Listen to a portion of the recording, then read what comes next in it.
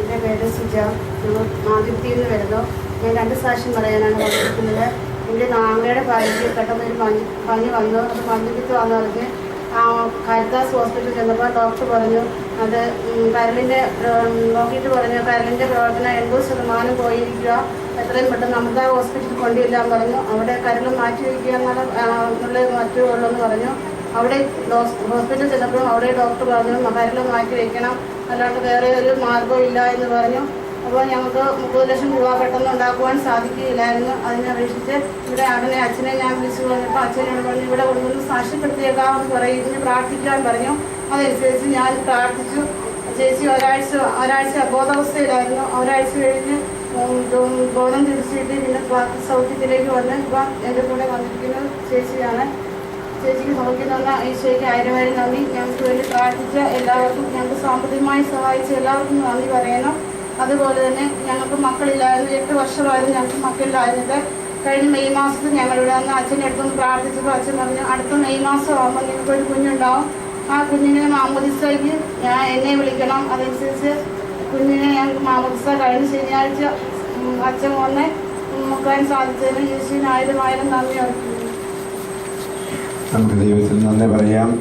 കരൾ മാറ്റി വെക്കണം എന്നൊക്കെ പറഞ്ഞ ഈ സഹോദരിയെ 30 ലക്ഷം രൂപ മുടക്കണം.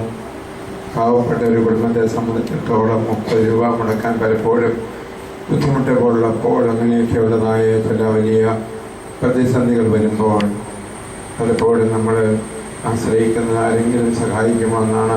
എന്നാൽ കർത്താവിൻ്റെ പക്കലേക്ക് 30 ലക്ഷത്തിൻ്റെ അല്ല, 30 കോടിയുടെ അല്ല, എല്ലാ പ്രപഞ്ചത്തിൻ്റെ മുഴുവൻ അധികാരി, നിത്യപുരോഹിതൻ, നിത്യവൈദ്യനായ ഈശോയിൽ അഭയം തേടിയപ്പോൾ അവിടെ ദൈവം സുഖപ്പെടുത്തി.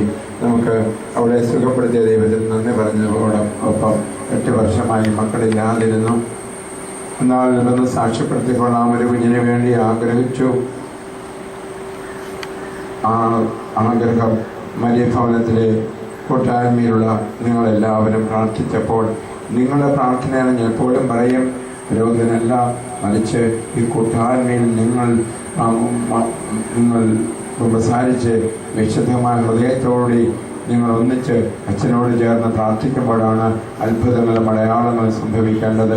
നിങ്ങളുടെ വിശുദ്ധിയാണ് ഇവിടുത്തെ സാക്ഷ്യത്തിന് പ്രധാനപ്പെട്ട കാരണം. അതിനാൽ ഒരുമയോടെ നിന്നുകൊണ്ട് ഹൃദയത്തിൽ ഞങ്ങൾ ഇനിയും കുമ്പസാരിച്ചുകൊണ്ടെന്ന് വാക്ക് കൊടുത്തുകൊണ്ട് ഇവർക്ക് കുഞ്ഞിനെ നൽകിയ ദൈവത്തിന്, സൗഖ്യപ്പെടുത്തിയ ദൈവത്തിന് നമുക്ക് 2 കാര്യങ്ങൾ ഉയർത്തിപ്പിടിച്ചുകൊണ്ട് നന്ദി പറയാം. Hallelujah, hallelujah, hallelujah, hallelujah, hallelujah, hallelujah, hallelujah, hallelujah.